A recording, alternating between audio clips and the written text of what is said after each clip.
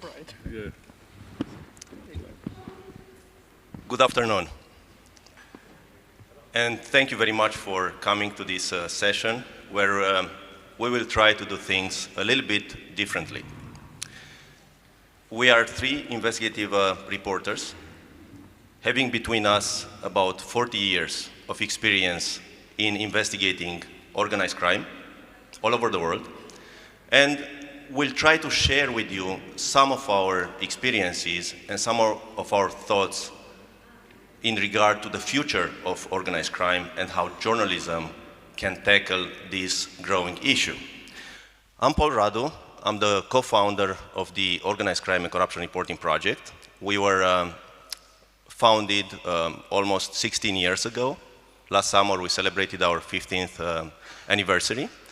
And we are hundreds of investigative reporters dedicated to fighting crime and corruption on 6 continents. My colleagues here, Stevan Dojcinovic and Pavla Holcova, they also work with OCCRP, with the Organized Crime and Corruption Reporting Project, but they run their own investigative reporting centers in Serbia and in the Czech Republic. Because any efficient work on organized crime is not possible without local roots. I'll let Stevan introduce himself quickly, and then Pavla. Hi, nice to meet you. I'm Stevan Dojcinovic. So I'm editor-in-chief of Serbian portal Krik, and I'm also Balkan editor for OCCRP network. So close to 15 years I am investigating organized crime.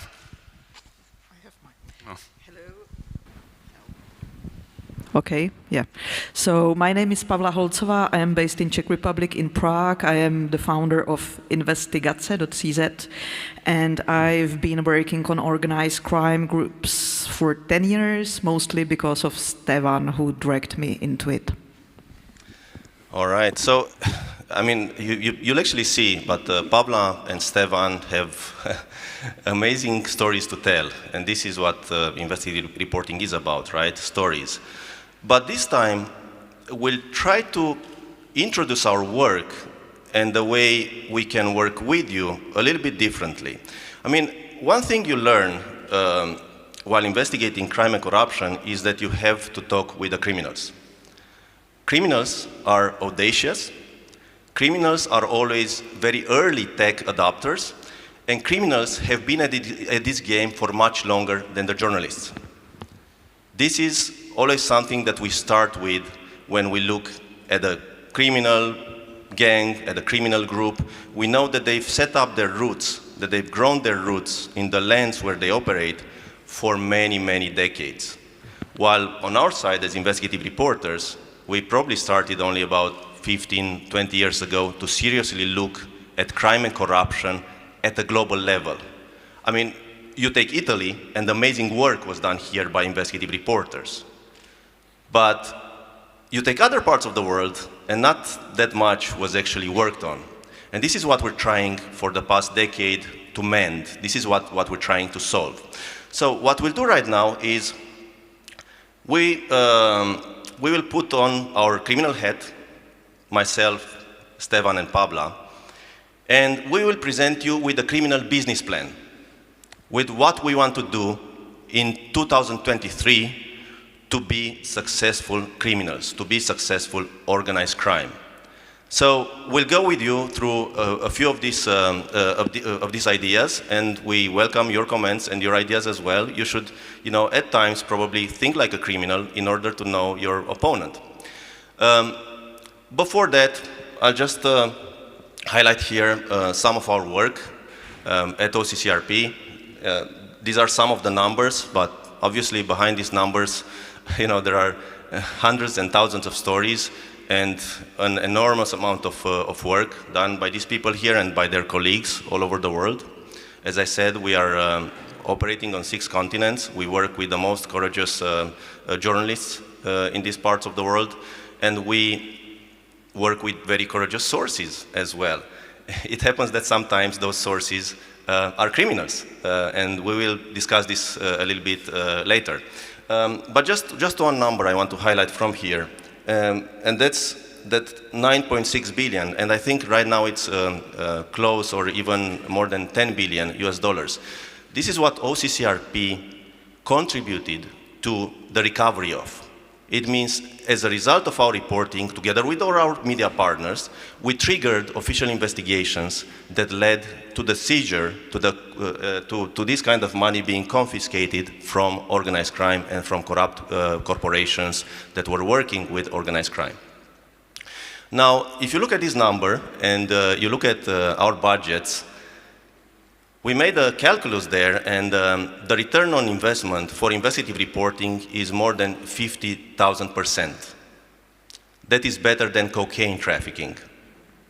So it's worth being an investigative reporter, and it's worth tackling high-level organized crime and corruption, because the return to the society, it's really, really great. So let's go back to the bad guys. And the first bad guy is going to be Stevan Dojcinovic. He's going to impersonate for a bit a Balkan mobster. As you see, he's kind of dressed the part a little bit. I would have wanted something more flashy, something flashier. But Stevan will go through some of his business plan to be an amazingly successful criminal in 2023, and he's going to run us through some of his stories that he's drawing these ideas from.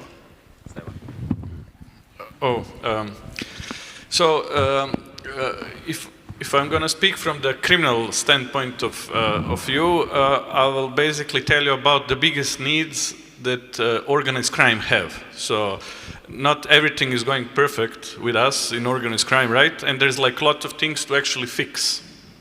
So what I put here like on the panel is like the three major problems that organized crime groups have. And this is the things that should be fixed so organized crime can flourish more. So basically, what is happening is now the organized crime is going in some good direction in teaming up. So what actually happened now in first place in Europe is that we have something which is called like super cartel. So basically different organized crime groups are team up in something which is similar to cartel, not exactly the same like in South America, and that actually helped to business become much bigger, and the place where organized crime really needs to go, it's basically teaming up with other organized crime groups from another continent. So basically organized crime is creating something similar what journalists do in journalism network like OCCRP basically, and it's going in this direction to become really global in a way that many gangs across the globe will basically cooperate in business. And that makes them altogether more money. So for organized crime, it's really important to continue in making these alliances against around the globe. Second thing is, what organized crime really needs is that the secure way of communications. So if you look organized crime, they always are finding ways to how to communicate with each other, but they will usually fail. They were relying on some softwares, which usually work for a period of time, and then usually in some global law enforcement operation, these softwares were cracked down, and a lot of organized crime groups were arrested. And what actually happened 2 years ago, it was one of the biggest crack in organized crime was decrypting this famous Sky application. I hope you heard about it. The Sky application was an application for security communication which was used for many years by criminals groups around the world. But in the end was cracked by Europol, and now we have like literally hundreds of prosecutions around the Europe of criminals groups. So criminals never really had good application they can rely on for like long period of time, and what is we expect will happen and what is needed is actually that criminals most likely will invest money to build their own ways and channel of communication when all of together they can communicate in the one platform. And third thing which is really important is that if you look environment, now the criminals has much tougher enemies than they had before. And that are actually investigative journalists, like Paul explained. Now the investigative reporting doing greater impact on organized crime than ever. even bigger impact than usual law enforcement like police and prosecutions do. So what will happen, organized crime will invest more and more money to actually fight back journalists. What we can see that what is learned that killing journalists, it's still happening, especially in some countries like Mexico. But if you look at other parts of the world, it most likely will decrease because criminals learn that it's much better actually to start investing money in creating like groups of lawyers, spin doctors and people who actually can deal with journalism in other ways. And now what's most popular, it's basically that criminals are investing money to control the media, to fight back other media by running smear campaigns. They also are becoming more active in submitting law cases against the journalists and putting different ways of pressure to actually put journalists from their work. That's, I suppose, quite bold, Stevan. I mean, criminals want a lot, want to do a lot. I think they should probably use Signal, right, instead of their own, systems. Just one thing, Stevan. You mentioned, and we've heard this in a previous panel, how lawyers are helping criminals and how lawyers are working hand in hand with criminals. So, where does this cooperation come from? Does this come from the direction of the lawyers, or does this come from the direction of the criminals? What do you think? Actually, it's coming from the direction of corrupted governments, because all these lawyers, the spin doctors, corrupt media, they usually work for the corrupted governments, and then actually through these corrupted governments, organized crime figures actually reach to these lawyers and to these people. So, of course, in the center of everything, always the problem is corruption. And now criminals tend to use more and more often these lawyers to really basically harass journalists. But just to mention about Signal, just briefly, Signal we consider as a really secure app for communication we as a journalist use. But once when I talk with one organized crime figure, why didn't use Signal? The reason they don't use it because it's free, it's cheap, and like criminals doesn't like to use anything what is cheap. And in the same time, they use this Sky application, which to use it you need to pay 1,000 euros per month. And for them that was good because you pay something. So this must be good. But in the end, this app was done, and Signal is still working. So that is very interesting because again, what we're seeing with criminals is that for them crime is lifestyle. It's not a one-off kind of thing. Many years ago when I started working as an investigative reporter investigating crime, I remember identifying a big-time criminal who had billions at his disposal, and he was still driving a stolen car. And I was wondering myself, why is it? Why is this guy, I mean, he can afford buying that car. Well, the answer is they want to game the system at every point of the way. They're not like us. Well, I think they're not as most of us, right? Because some of the investigative reporters, unfortunately, turn to crime, after some time. It's not the case with OCCRP. But the reality of this is that it's really lifestyle for criminals. And they always think that everybody is a victim, that we are all sheep, and they are the ones who rise above, and they are the ones who have the upper hand. So let's now go to Pavla and her 3 points business plan. Please, Pavla. Okay, so I'm going to be La Reina del Sur because we don't have such a good criminal groups or cartels in Central Europe. So I needed to relocate. So as a La Reina del Sur, we still have a lot of problems with cash and money, because cash is still the king. And especially during the crisis times, we had some open doors even within Europe to bring cash to banks. But we'll still need to create our own networks of bankers who are going to work with us, because it's difficult. But the good point is, for us, organized crime, as we have really a lot of money, there is no bank that would not accept our money. It just depends on the amount of money that we will put into the bank. In my career, you can talk about banks in I don't know, Scandinavia, Nordic countries, oh, come on, they are doing it as well. There is no clean bank in the history of banking that wouldn't accept our dirty money to launder it. And we also need to innovate regarding not only regions where we will put the money. We are now going to banks. Malta is known, Switzerland is known. This is all for money laundering, but there is a lot of pressure. So we need to move somewhere else to put our money to make it clean from the drugs. We also need to innovate regarding new financial tools. Crypto is old. We need to move forward. We need to find the new ways. We have our people to do it who created this parallel economy, mostly, digitalized, but we need to explore more and we need to use more. Because we are now working globally, we need global financial solutions, not regional currencies. The second point is what we are testing now, and it really works nice. It's this criminal barter economy.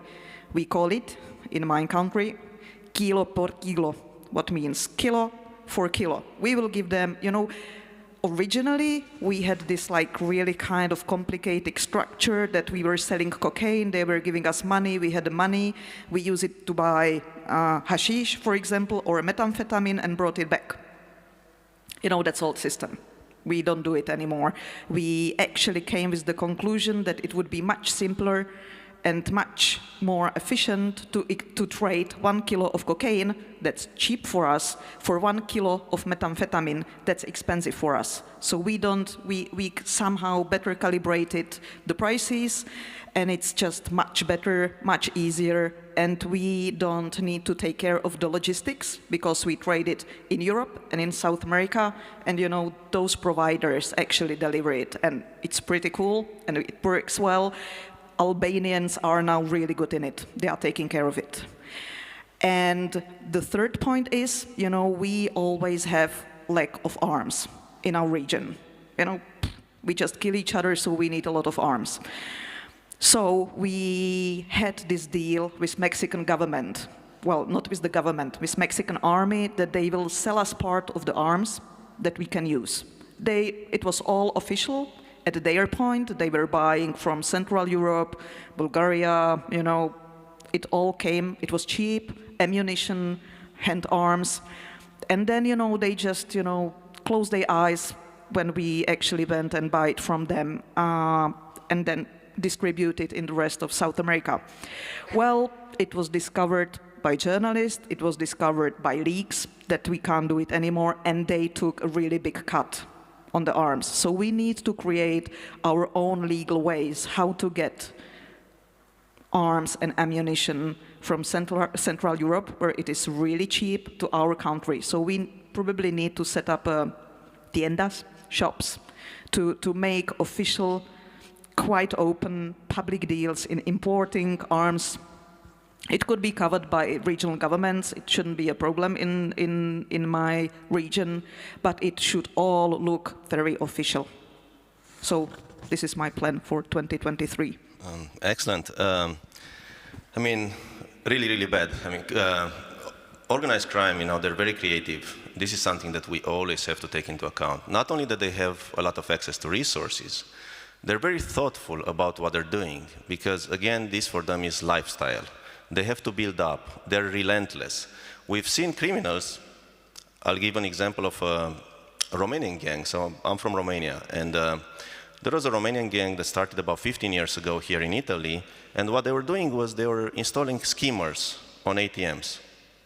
Skimmers are devices that you install on the ATM to copy your bank card data. Okay, they were caught here a few times, released after a year, 6 months, they did really short stints in jail. And then about 10 years ago, or a bit more than 10 years ago, they moved to Mexico. And you'd say, well, what's this? Mexico is riddled with organized crime and corruption, they have their own groups. But the Romanians were audacious enough to go to Mexico, and they set themselves up in the state of Quintana Roo. And there what they did was, they thought, how can we scale up our our business of scheming. So what they did, and we investigated this thoroughly, they co-opted a bank, exactly what Pavla was talking about. They co-opted a few bankers, and they signed an agreement with them, and this agreement gave them the option to install all the ATMs, all these cajeros, all these bank machines, from Cancun all the way to Tulum, including Playa del Carmen and other localities on that, what is known as the Riviera Maya. So now, they didn't need to install schemers on other banks' ATMs. Their ATMs were direct schemers. Yeah. So I think, so this is how they think. They always think really, really big. So I have a quick question for you, Pavla. What would you do in order to co-opt the bankers? Would you create your own bank and attract bankers, or would you actually work to recruit someone inside the bank that's very well known? What would be your main option here? Both. We need to go both ways. You know, first we will, you know, create a couple of our banks. You know, we have the money to do it. We will get some nice, fancy lawyer, legal office to, you know, be the proxies for us. It wouldn't be anyhow connected to us. But we also need to work with other bankers, you know, to private banking and nice sofa and private jets. I like it. How do banks work for the Balkan cartels, Stevan? More or less the same. So I mean, it's in these terms, organized crime groups around the globe more or less operate with the banks and money laundering in very similar way. I think they learn from each other, so there's not so much local specialties. So that shows me, that indicates to me at least, you know, that there's an exchange of information between criminal gangs, and that goes globally, that goes across the world.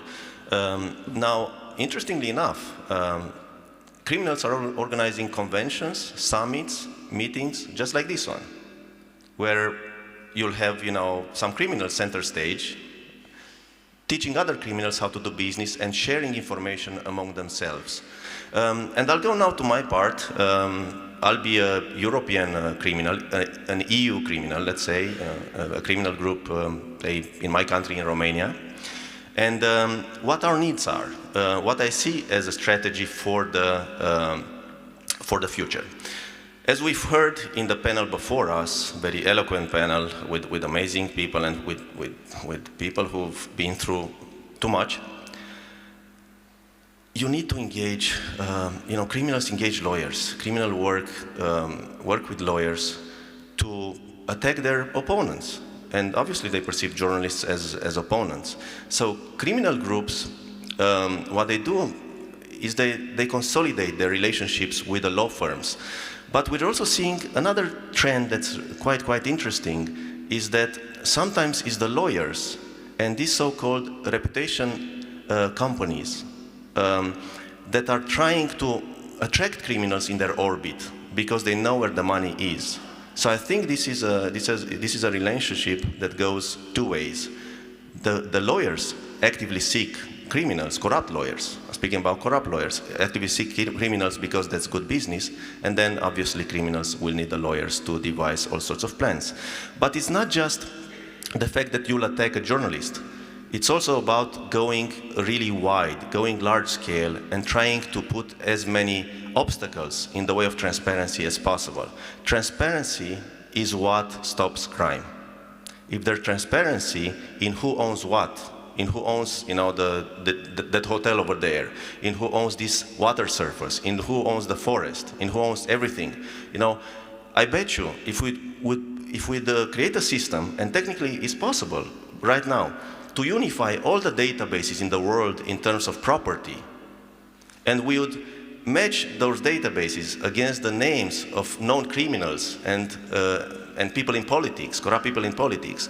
Just in that simple way, you'll probably be able to eradicate, to get rid of about 5% of the corruption worldwide. That would be a big number just by doing that small step. Because not all criminals are really good at hiding, you know, and many times they don't want to put many interfaces between themselves and the properties. They want to own things. And these are not just the posh villas in London or in Rome. This is also, you know, large surfaces of land.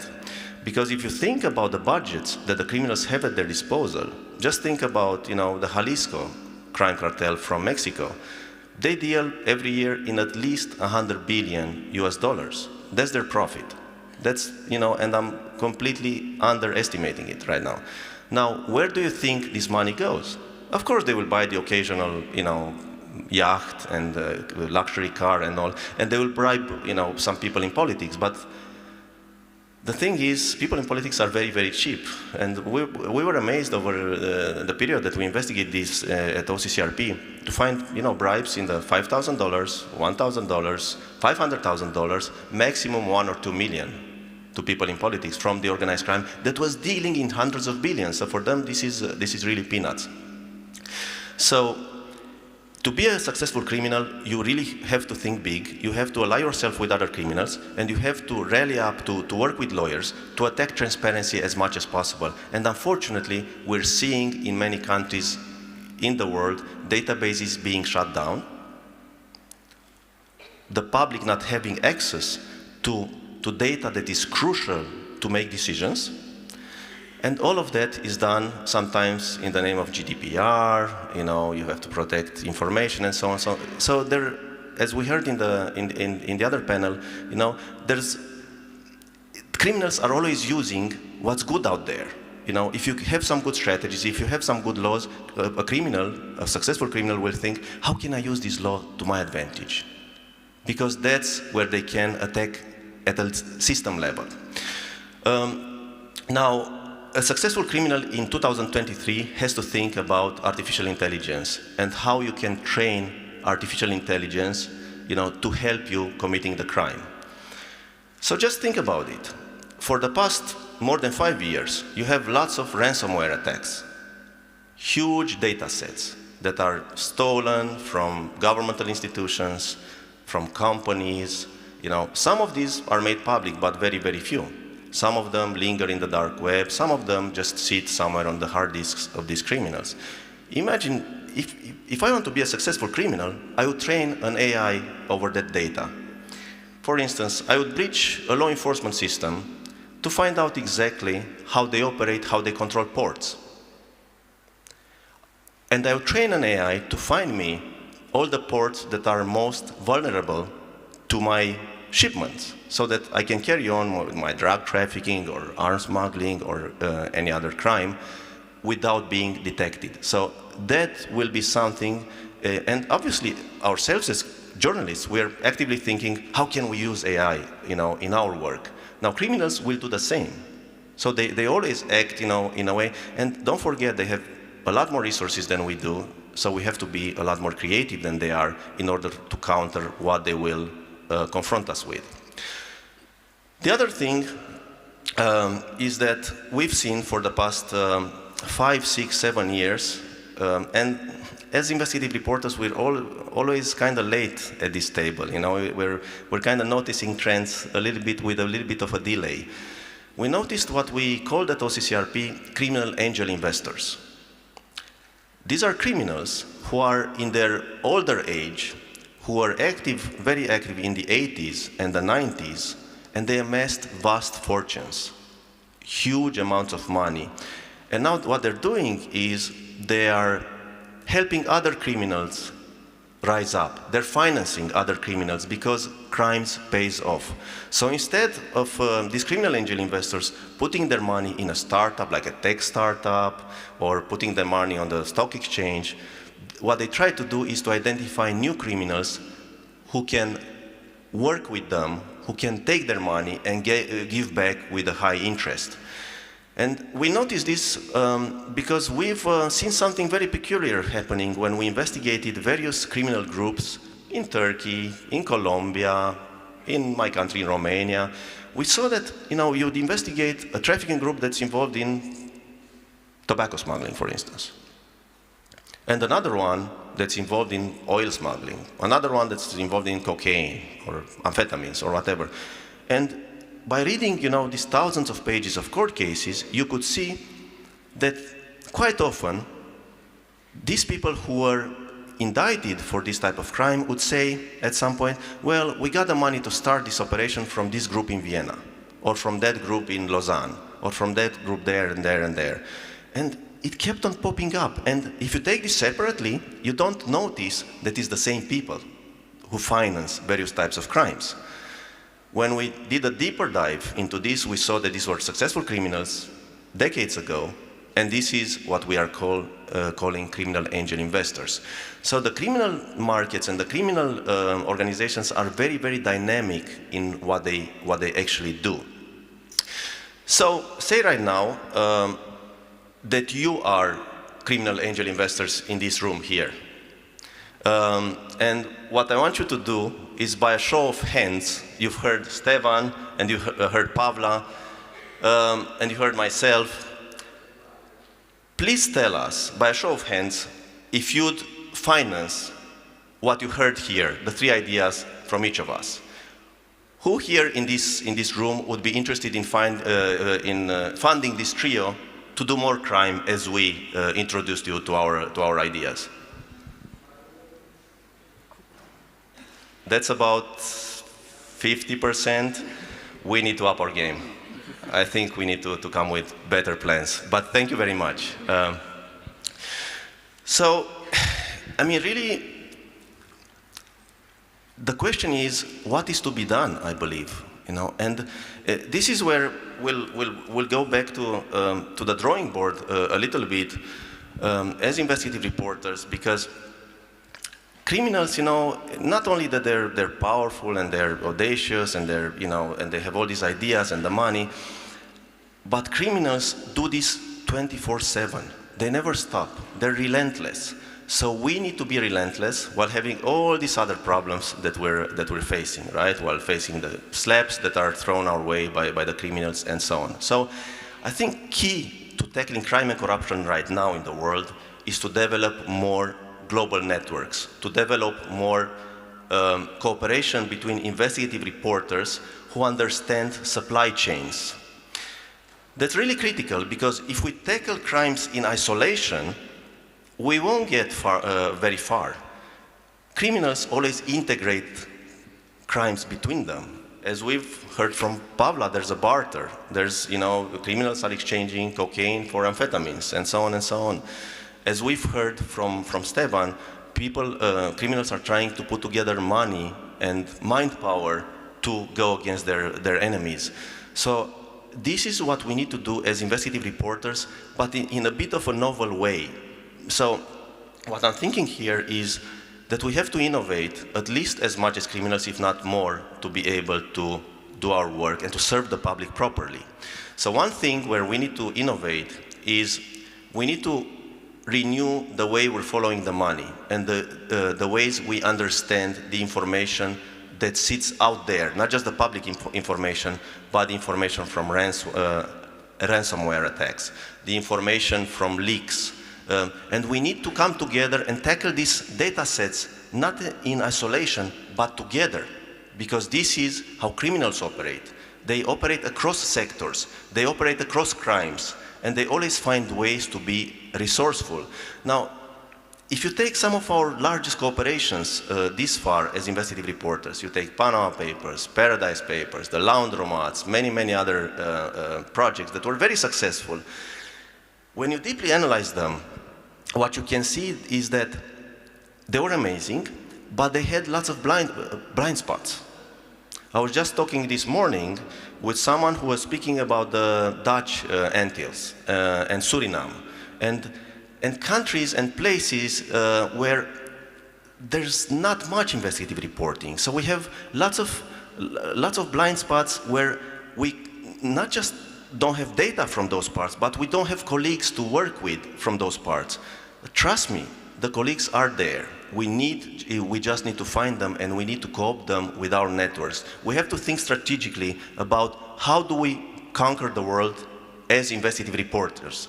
How do we work with local groups? How do we help local groups create, like Stevan created CRIC in Serbia, and that's the premier investigative reporting outlet in the country. There was nothing like CRIC before CRIC. CRIC is able to tackle organized crime and corruption in a way that was never done before. The same with Pavla in the Czech Republic and in Slovakia. So this is crucial to try to identify good people all over the place to be able to fill in the gaps. We also need to, sometimes, investigative reporters are very much confined to our line of work, and we think, okay, so this is the crime, this is the criminal. We need to think big, and we need to go wild. We need to go crazy, if you want. We need to think how we reinvent our investigative reporting in a way that can better serve the public. I mean, if you think about it, how many investigative reporters do you think there are in the whole world? I'd like to hear a number from anyone in the audience. How many investigative reporters are there in the world? Just a number, anyone. 20,000. How many? 20,000. 20,000. Anyone else? 5,000. 2,000. Well, my estimate, and I'm always exaggerating, is that perhaps up to 10,000 investigative reporters, not all of them focused on crime and corruption, obviously. So I think 20,000 is a very optimistic number, and I think maybe 5,000 is the more realistic one. But let's say we're somewhere in between. 10,000 people. What is that? That's a very, very large village or a very, very small town, right? And then think about the world. How can we make a difference with 10,000 people? All these people would have to have superpowers, would have to be superheroes, to be able to efficiently work against organized crime. So this is why I'm saying that we need to change how we do our reporting. We need to co-opt more. But how do you co-opt more investigative reporters? It's hard. The schools don't produce that many investigative reporters. In many places there are no schools. So in our view at OCCRP, the idea is to collaborate across sectors, to go towards activists who already have the skills to investigate crime and corruption. Some of them are amazingly good. And then slowly go towards the public. And this can be done by developing technology where we can leverage from AI to all sorts of other strategies to give the public the possibility to investigate around them. The public is curious. The public can participate in this fight. We also have to give them security, which is hard to ensure when you're investigating organized crime and corruption. So we really need to open up as an investigative reporting community and space towards others. Without this, we won't be able to really make a dent. And the last point here on my proposal was that we need this, a lot more cross-sectoral kind of cooperation, alliances. And when I'm saying this, I'll mention our alliance with Transparency International. It's called the Global Anti-Corruption Consortium. We always have these GACC, OCCRP, all these crazy names. So I think, to be efficient in the work against crime and corruption, we probably have to change names and make them a little bit more fitting to the work. But GACC, our alliance with TI, works like this. We do the investigative reporting, and in the process of doing the investigative reporting, we pass the information to Transparency International, to advocates and activists who are able to mount their activism and advocacy so that when we publish, they go with they file, complaints with the local authorities. They sue banks. They are lawyers. They are activists. They can do lots of things that the investigative reporters cannot do. So this is, I think, key, and this is a novel way to do investigative reporting and to create this cooperation with activists. It's always a problem because you have to keep, lines between the two sectors. But in my opinion, this is the future. I mean, at OCCRP, we've seen that we did an audit on this program of ours on GACC, and we saw that because of the alliance with Transparency International, our impact grew about 4 times. So imagine, I mean, that is a huge gain for investigative reporting.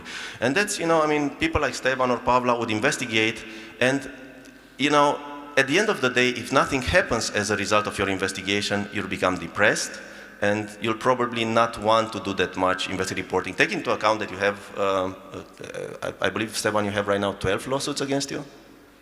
12. 12, yeah. 13 is gone.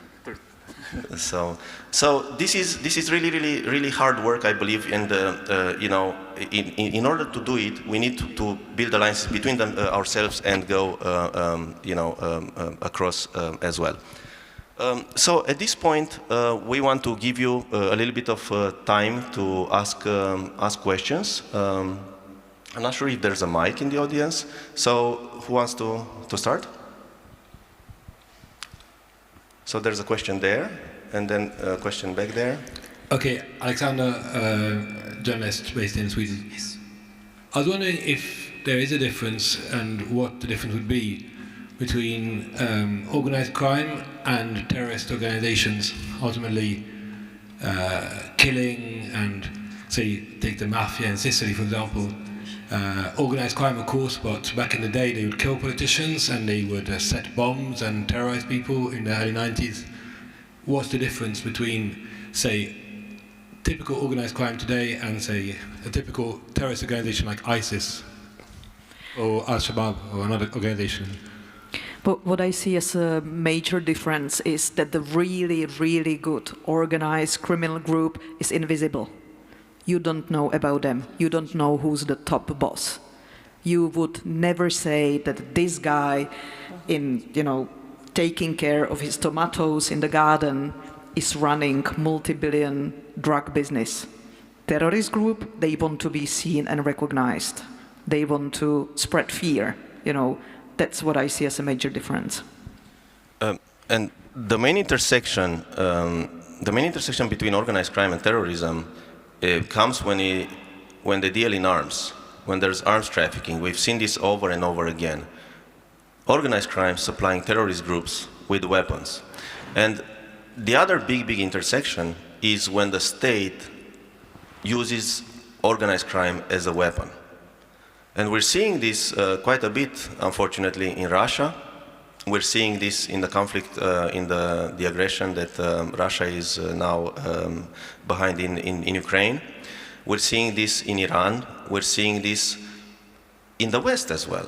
I mean, the thing is, when you have, unfortunately, a state or politicians in a state who want to change things to their advantage because suddenly they found themselves in the crosshair of justice and they want to change the laws and they want to change all sorts of other things that are against them, you know, they will ally themselves with everybody. Terrorist groups, organized crime. We've, at OCCRP, we've studied quite a bit this nexus between crime, corruption and terrorism. And if you look back decades ago, if you look at the 70s, the 80s, you see that during the Cold War and at the height of the Cold War, Eastern European governments, socialist governments, wannabe communist governments, were employing terrorists, were paying terrorists with organized crime proceeds to do their bidding in the West. I'm just thinking about a famous figure here called Carlos the Jackal, who was at the same time a terrorist, but working hand in hand with corrupt governments and with organized crime. So for a terrorist group to be successful, they need to have their ins with organized crime. So I'm not sure if that answers your question. It's obviously a lot more complex than this, and we can maybe talk afterwards, but that's, yeah, our answer for now. We do have a question back there. Yes, thank you. Does it work? Yes. Can you expand on what you were saying before about the GDPR being used to shut down databases? I remember the case actually in Romania when Dragnea was using GDPR to try to get to the sources of the Adevărul, I think it was.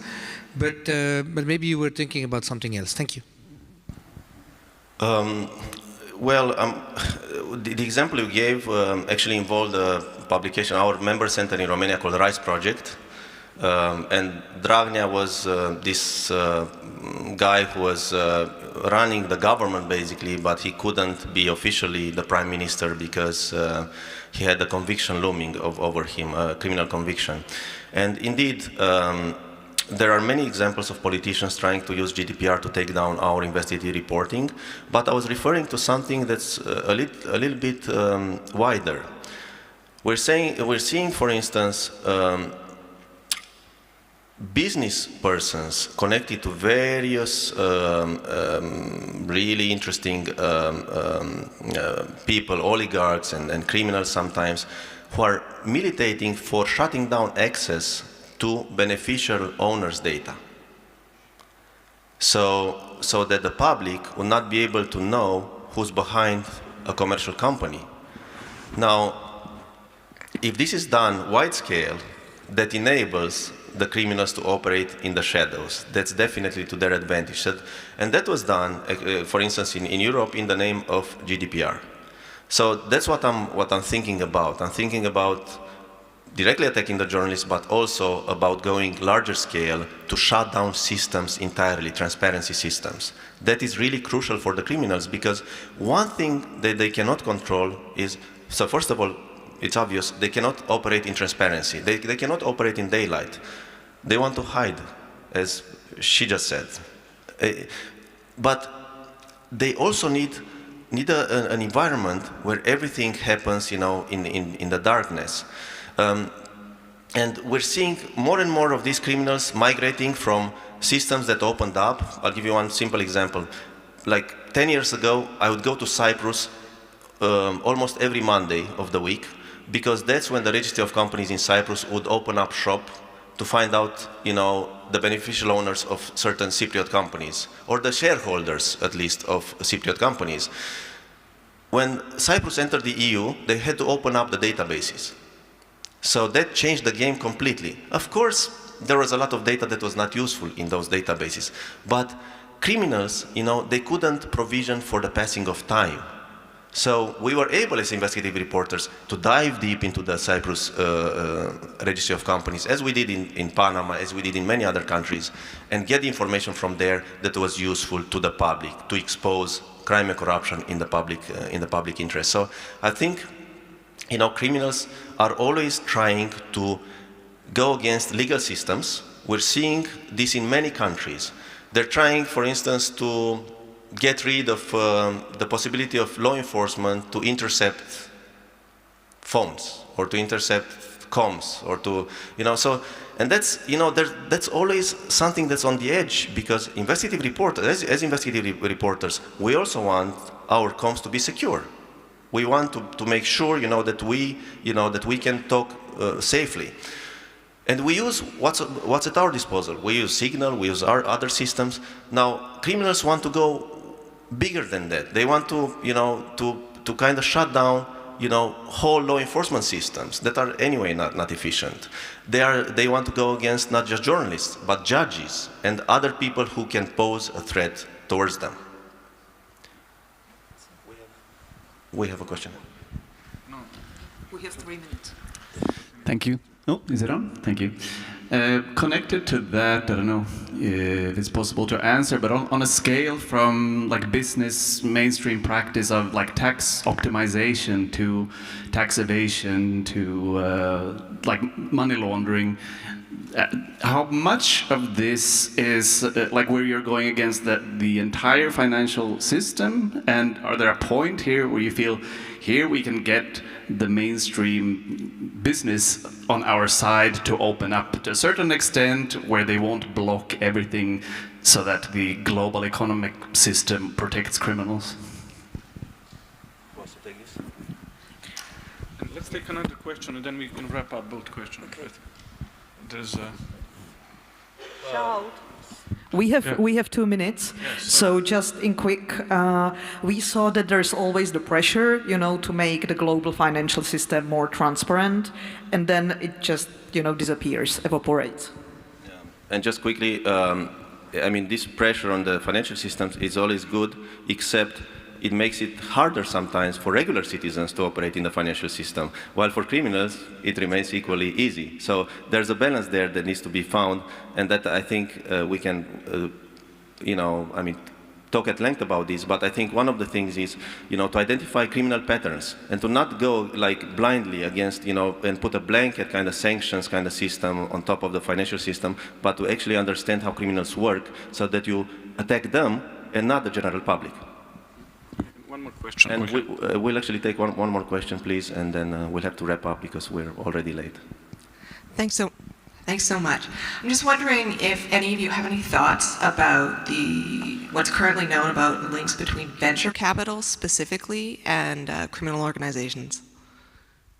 That's Paul's favorite topic. Well, I mean, I love this topic, but there's a lot of lack of transparency when we talk about financial services, and especially high-end financial services. And we're seeing so many hedge funds being used for money laundering by criminals, and there's no possibility to really tackle this type of crime right now because the proper laws are not in place, and criminals know how to take advantage of that, and criminals know when money is needed in a place so that they operate at the right time, in the right place, when nobody asks questions. So I think this is a huge issue, so we need more reporters who are specialized in finance and who can understand, because sometimes at OCCRP we're looking at financial records and we have some of the best investigative reporters in the business, and we still don't understand some of the schemes and some of the very, very complex strategies that are put together by criminals, or we understand them too late. So I think that's key. That's key, understanding the financial system in a way where you go beyond, what's declared, financial statements and balances and all that. I think we need to create a lot of mind power, inside investigative reporting when it comes to, but that goes to co-opting those experts with the work that we're doing against organized crime and corruption. So any last word from you? Got it. All right, so we thank you very, very much for your questions, and we're ready to answer questions, on the side, and to meet you over the next few days here, and thank you very much again. Thanks, bye.